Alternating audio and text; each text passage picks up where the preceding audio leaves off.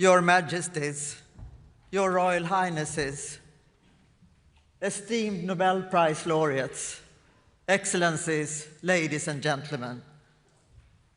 On behalf of the Nobel Foundation, it is my great honor and pleasure to warmly welcome you all to the 2025 Nobel Prize Award ceremony. In particular, I wish to welcome the Nobel Prize laureates, their families and friends. As we gather here in Stockholm for the festivities to celebrate this year's laureates, it is against a dark backdrop in the world at large. With its rapid, unpredictable, paradoxical, and tangled developments, it may seem hard to inspire trust and confidence in the future. In this world, Alfred Nobel's visionary legacy is a forceful reminder of the transformative powers of science, literature, and peace. Science is a lingua franca for humankind in exploring and expanding the frontiers of human knowledge. It is international in nature, and it creates a scientific community across borders, values that extend beyond the limits of science itself. This is particularly important to emphasize in times of division, polarization, and conflict on a global level. The prizes honor Nobel's principle that, I quote, "No consideration be given to nationality, but that the prize be awarded to the worthiest person," unquote. This year, the Physics Prize is awarded for experimentally establishing macroscopic quantum mechanical tunneling in superconducting systems, leading towards technology for quantum computers. The Chemistry Prize for the development of stable, extremely porous materials, materials that can be tailor-made to capture carbon dioxide, store hydrogen, or deliver pharmaceuticals in the body. And the prize in Physiology or Medicine for the discovery of a crucial complementary mechanism that prevents the immune system from attacking healthy organs, thus raising hopes for treatments of autoimmune diseases and new cancer therapies. They demonstrate how fundamental research, awarded for the greatest benefit of humankind, can also lead to groundbreaking applications. The prize in Economic Sciences in memory of Alfred Nobel for analyzing and modeling conditions for sustained growth lays bare the importance of scientific understanding of technological breakthroughs and how inventions lead to old companies losing out to new ones, that is, the role of creative destruction. And the Nobel Peace Prize, awarded today in Oslo in the absence of the laureate, is dedicated to the struggle for democracy, which is now threatened in so many ways across the globe. Clearly, this struggle is not without risk. Last, but definitely not least, the prize in literature this year is awarded to an authorship where melancholy and apocalypse seem to dominate the picture, but where the force of art and creation, unfathomable as it is, may still transcend the dark and violent powers. As the world is at its darkest here in the Northern Hemisphere, the Nobel lights illuminate not only the city, but also the world. Through knowledge, integrity, and excellence, through creativity and inspiration, the laureates offer hope. They remind us that it is possible, through different paths, to address and come to terms with the many global concerns and challenges we face today. But their work also reminds us of our responsibility and the possibilities that lie within our reach. We must not just be passive spectators, but active contributors in defending the freedom of science and literature and the strive for peace, to transform the world into a better place for humankind.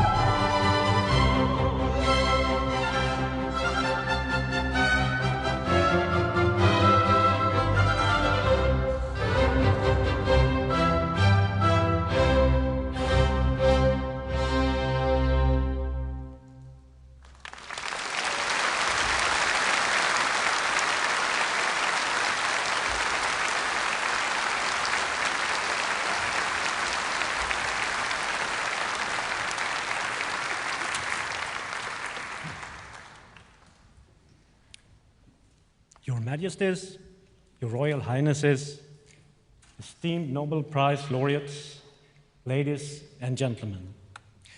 The fundamental and yet counterintuitive laws of quantum physics have inspired human imagination since they were discovered. 100 years ago, in the summer of 1925, Werner Heisenberg discovered matrix mechanics while escaping pollen and hay fever on the tiny rocky island of Helgoland in the North Sea.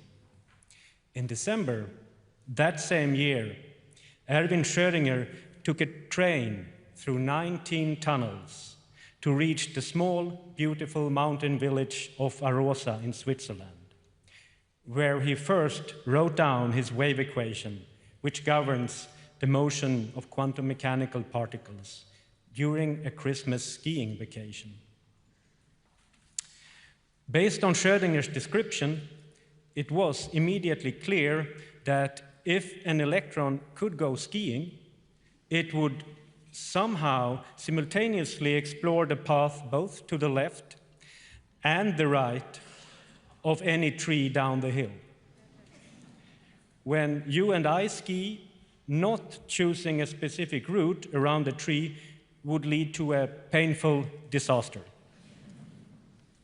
Furthermore, quantum particles can explore the other side of seemingly impenetrable barriers as if they dig their own tunnels on the fly, while Schrödinger's train certainly needed real tunnels. Our human bodies, as well as trains, exclusively consist of quantum particles. So how come we have no personal experience of such quantum tunneling? The main reason is that these striking quantum features are extremely sensitive to interaction with the environment. Large composite objects upon which we build our intuition interact far too strongly, both with us and with the rest of their environment, to behave in a quantum manner. Thus, to observe fragile quantum effects in larger systems, they need to be very carefully isolated, even more than what Heisenberg and Schrödinger themselves needed for their initial theoretical discoveries. This year's Nobel Prize laureates in physics, John Clark, Michel Devoret, and John Martinez, managed to give billions of... Oh, sorry. Yes, we can wait a little. I have...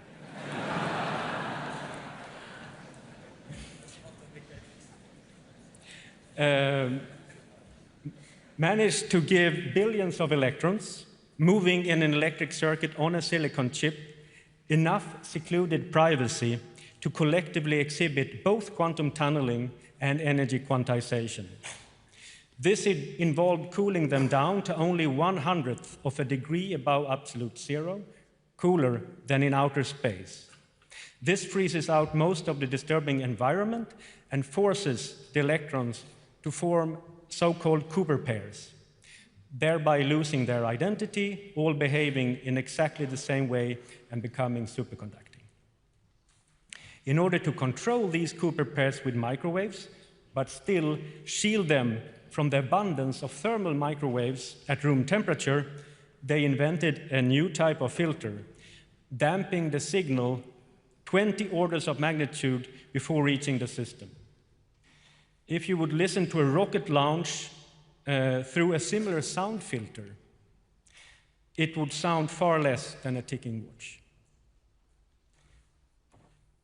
The amazing and curiosity-driven discovery that superconducting electrical circuits on a silicon chip, like this one here, clearly visible to the naked eye and containing billions of electrons, can still exhibit the delicate quantum effect of tunneling, as well as absorbing microwaves in small packages, or quanta, just like natural atoms, established superconducting circuits as a platform for exploring quantum physics with engineerable artificial atoms, as well as for developing future quantum technology.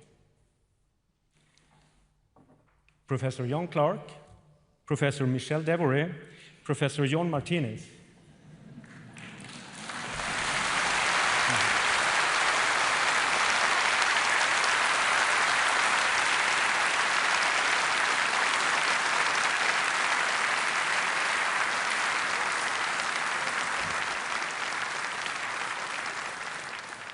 you have been awarded the 2025 Nobel Prize in Physics for the discovery of macroscopic quantum mechanical tunneling and energy quantization in an electric circuit.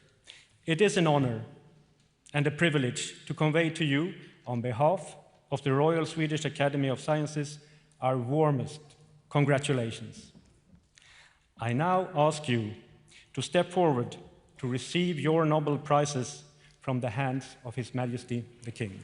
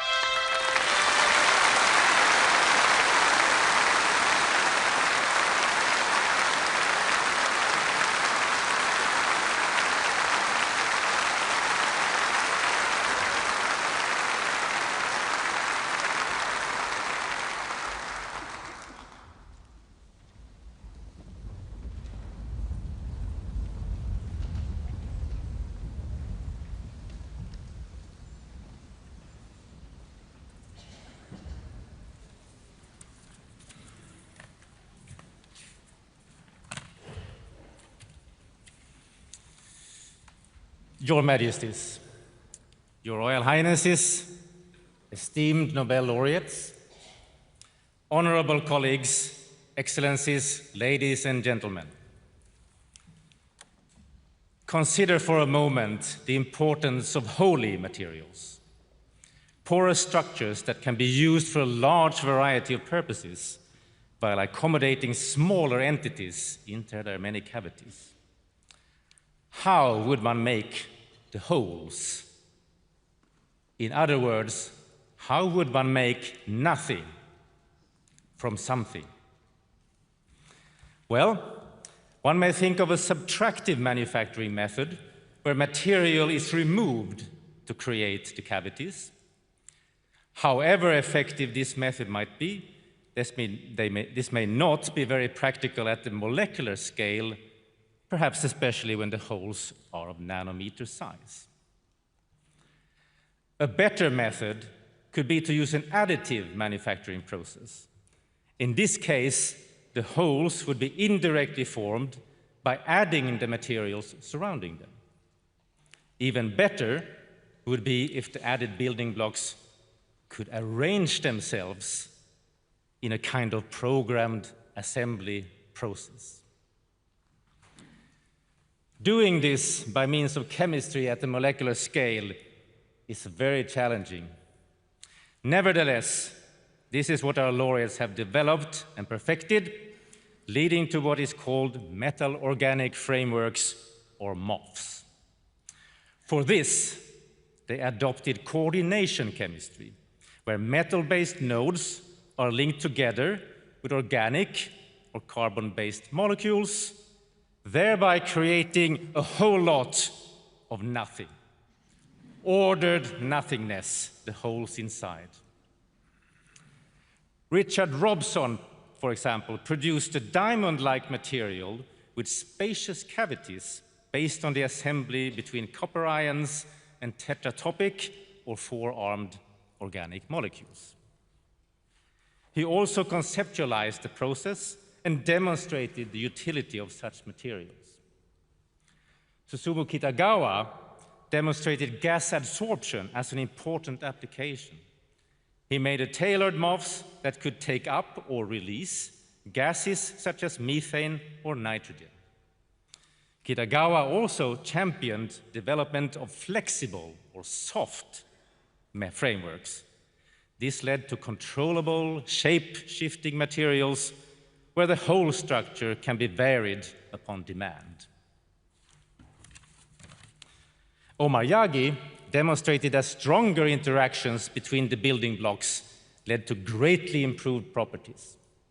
For example, he developed an iconic MOF structure, MOF 5, which exhibited not only very high stability, but also a very large surface area.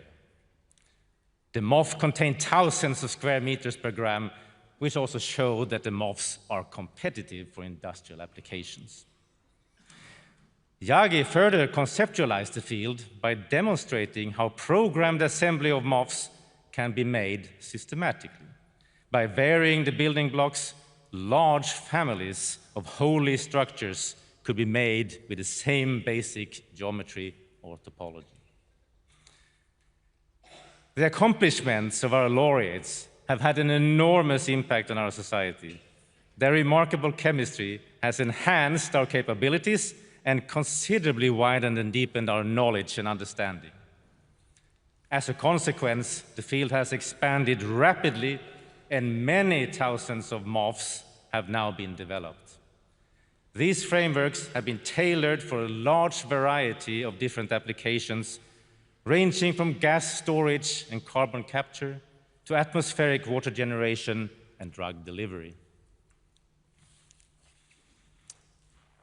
Susumu Kitagawa, Richard Robson, and Omar Yagi. You have made groundbreaking discoveries in chemistry that have led to the development of metal-organic frameworks. This is a truly great achievement for the benefit of humankind. On behalf of the Royal Swedish Academy of Sciences, I wish to convey to you our warmest congratulations. May I now ask you to step forward and receive your Nobel Prizes from the hands of His Majesty the King.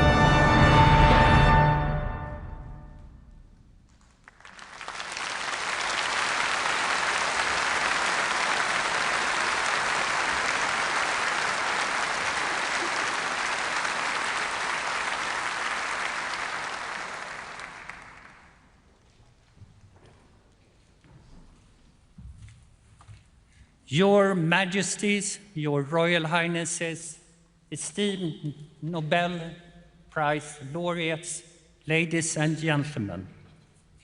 This year's Nobel Prize in Physiology or Medicine honors discoveries that explain how our immune system is agile, adaptable, and skillful in defending us against invading microorganisms, while usually preventing collateral damage to our own tissues in this process. Every day, we are in intimate contact with countless viruses, bacteria, fungi, and the occasional parasites. And during today's celebrations, we will undoubtedly expose ourselves to a few more airborne microorganisms. And as we shake a great many more hands, the corresponding risk of contact transmission will increase. Many organisms are masters of disguise. They wear molecular clothing that resembles our own, making it a delicate balancing act for the immune system to recognize and eliminate invaders without turning its weapon to the body itself. When this balance fails, autoimmune disease develops. To prevent such friendly fire, certain immune cells undergo a rigorous education in an organ called the thymus, known in Swedish as brässen, located in our chest. It is also, as it happens, it's also a culinary delicacy. So if we're lucky, there is a small chance that it may even appear on the menu this evening. Professor Shimon Sakaguchi became intrigued by a curious observation. Newborn mice whose thymi are removed just 3 days after birth develop severe autoimmune disease. He set out to identify which cells went missing when the thymus was gone. After years of meticulous work, he discovered a subset of cells marked by CD4 and CD25 that prevented autoimmunity. Around the same time, Dr. Mary Brankov and Dr. Fred Ramstell were investigating a peculiar mouse known as the scurfy mouse, so named for its flaky skin and widespread inflammation. This mouse has first appeared, of all places, in a large breeding colony during the Manhattan Project in the 1940s. Only males were affected by autoimmunity, hinting that the gene lay on the X chromosome. Narrowing down the culprit to a small region on the X chromosome with 20 genes, Drs. Brankov and Ramstell embarked on the painstaking journey of sequencing one gene after the other. The final gene at the bottom of the list turned out to be the key, FOXP3. A few years later, Professor Sakaguchi and others could show that his previously identified cells, now known as regulatory T cells, depend on FOXP3 for their identity and function. These regulatory T cells keep our immune system in balance, preventing autoimmunity while ensuring that immune responses against infection remain strong, but not excessive. Unfortunately, tumors have also learned this lesson too well, often surrounding themselves with regulatory T cells to evade the body's immune attacks. The discoveries made by this year's Nobel Prize laureates reveal one of nature's most elegant balancing mechanisms. How the immune system restrains itself to protect the very body it serves without attacking it. Their work opens new avenues to treat autoimmune diseases, enhance cancer immunotherapy, and promote transplant tolerance. Doctors Brankov, Ramsdell, and Sakaguchi, you have uncovered a fundamental principle of natural peripheral self-tolerance, a mechanism that keeps our immune system powerful yet disciplined. On behalf of the Nobel Assembly at the Karolinska Institutet, it's my great privilege to convey to you our warmest congratulations.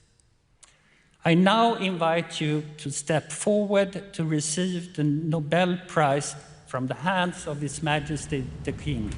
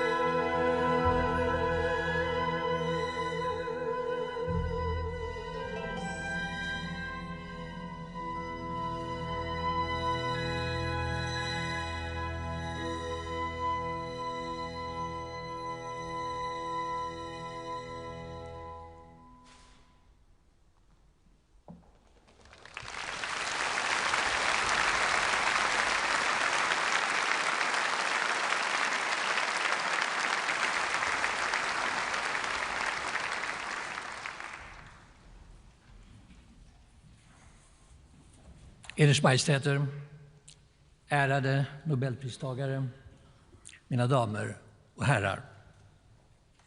Med årets litteraturpris till den ungerske författaren Laszlo Krasznahorkai belönas en sällsam urkraft i samtidens litteratur. Redan med sitt debutverk Satan Tango från 1985 väckte han sensation. Med stark suggestion skildras en grupp uppgivna själar på ett övergivet kollektivjordbruk alldeles före kommunismens fall. Allt är märkt av misär och stiltje. Tills två luggslitna gestalter oväntat uppenbarar sig som hoppets eller den yttersta domens budbärare. Omöjligt att veta vilket. Deras lögnaktiga förespeglingar förvrider huvudet på alla. Det apokalyptiska temat skruvas upp ytterligare i Krasznahorkais andra stora roman Motståndets melankoli, som utspelas i en liten stad i en dalgång i Karpaterna. Olycksbådande tecken visar sig överallt, mest påtagligt när en spöklik cirkus rullar in med en uppstoppad jätteval som huvudattraktion. Spektaklet sätter extrema krafter i rörelse med våld och vandalism som följd. Den brutala kampen mellan ordning och oordning gestaltas mästerligt i mardrömslika scener där ingen går fri från terrorns verkningar. I sitt följande författarskap vidareutvecklar Krasznahorkai sin existentiellt lodande epik rotad i en centraleuropeisk tradition av absurd svärta och burlesk humor från Franz Kafka till Thomas Bernhard. I samtidsromanen Herst 07769, Florian Hersts roman om Bach, låter han den unge, urstarke hjälten framträda som en helig dåre i Dostojevskijs mening. Oändligt medkännande, men med desto svagare förståndsgåvor. Med brio konfronterar han paniken i en tysk småstad i Thüringen när våldet bryter ut. Mot fonden av det lokala arvet efter Johann Sebastian Bach ställs terror och skönhet oförsonat mot varandra. I en enda mening på 400 sidor lyckas romanen både omfatta den komplexa verkligheten och överbjuda den i ett språk som blivit en form av musik. Krasznahorkais signatur som författare är en flödande syntax som rymmer både tyngd och lätthet, melankoli och upprymdhet, fantasteri och poetisk intensitet. Hans inre sökande ledde honom tidigt till Kina och Japan, vilket vidgade den centraleuropeiska kontexten och gav hans verk en ny, eftersinnande ton. Det sker i den magnifika prosasamlingen Seobo där nere, vigd åt konstens plats i en värld av blindhet och förgänglighet. Här har den europeiska desillusionen stämt möte med österländsk mystik, som när huvudpersonen i det inledande stycket på sin morgonvandring genom Kyoto får syn på en majestätisk snövit häger som absolut orörlig står i en flodfåra mitt i den myllrande storstaden. Ett nav av stillhet uppenbaras mitt i kaos. Lika oväntat men mindre kontemplativt kommer insikten hos en simultantolk på besök i Shanghai i en av berättelserna i Världens gång från 2013. Redlöst berusad lyckas mannen efter en lång dag förirra sig i det spektakulära trafikinfernot 9 drakar. Det liknar en modern variant av myten av Tesev som stängs inne i den labyrint där monstret är fånge. Men Krasznahorkai återger inte bara en historia. Han förvandlar förirrandet till språk så att läsaren i lycklig svindel blir indragen i den galna centrifugen. Vi får aldrig veta hur mannen lyckas ta sig tillbaka till sitt hotellrum. Däremot att han plötsligt inser hur allt i tillvaron hänger samman när han hör dånet av ett strömmande vattenfall på sin tv-skärm. Vad är det han egentligen erfar? Hoppet tycks alltså inte vara definitivt förlorat i denna mörka värld.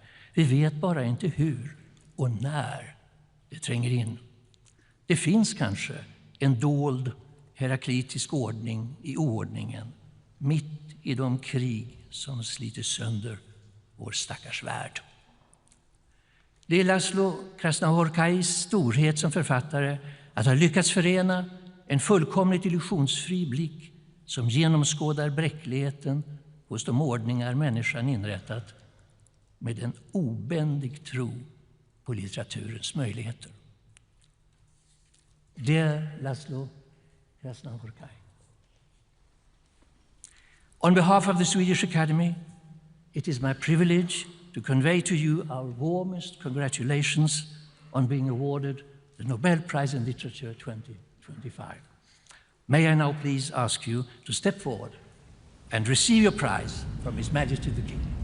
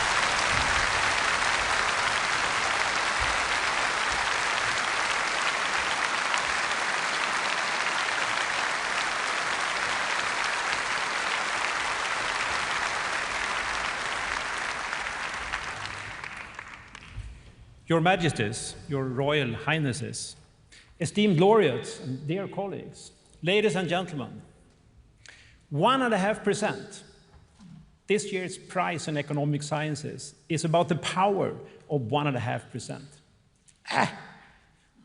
Close to zero, you might think. But when it represents sustained economic growth, 1.5% rather than zero means everything.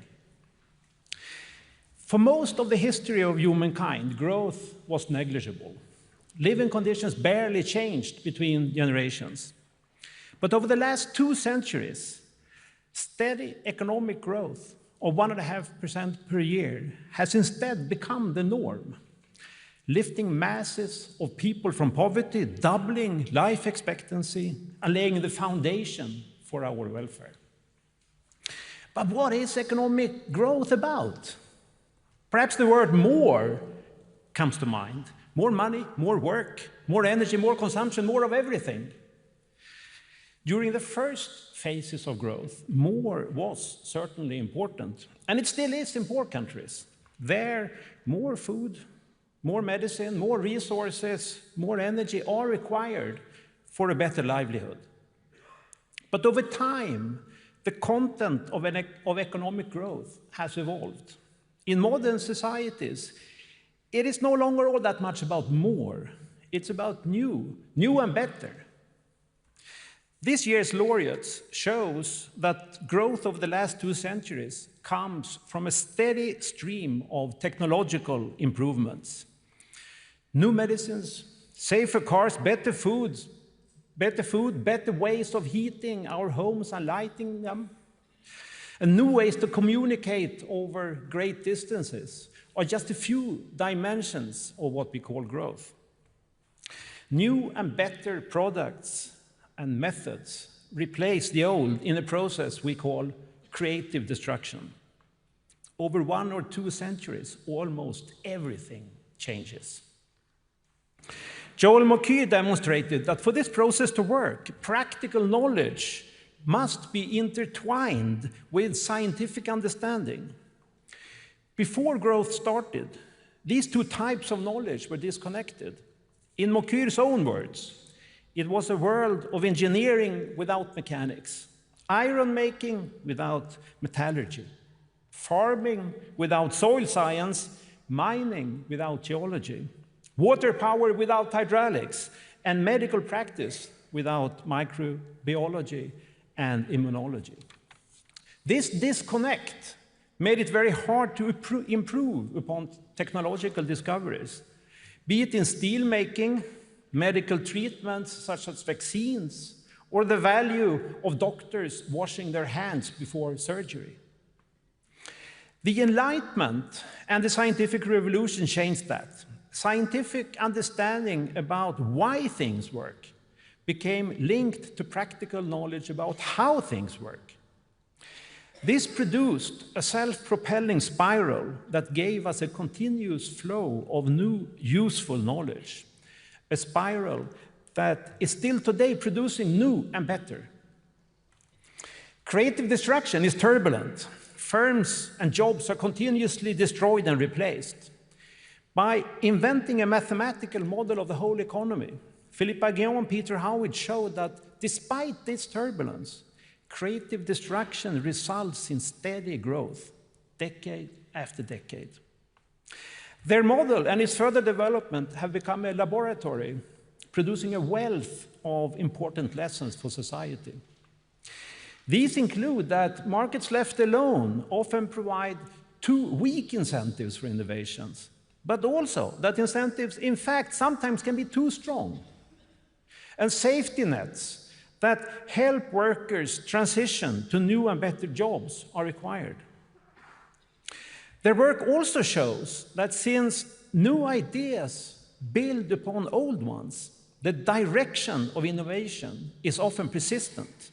It can get trapped in unwanted paths, such as the reliance on fossil fuels.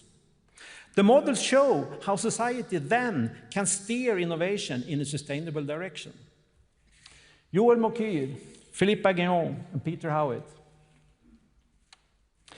you have uncovered the preconditions for, and the mechanisms underlying innovation-driven growth. Your work provides society with a better chance to make sure that economic growth can continue and be directed to deliver new and better to mankind. It's an honor and a privilege to convey to you, on behalf of the Royal Swedish Academy of Sciences, our warmest congratulations. I now ask you to receive your prizes from His Majesty the King.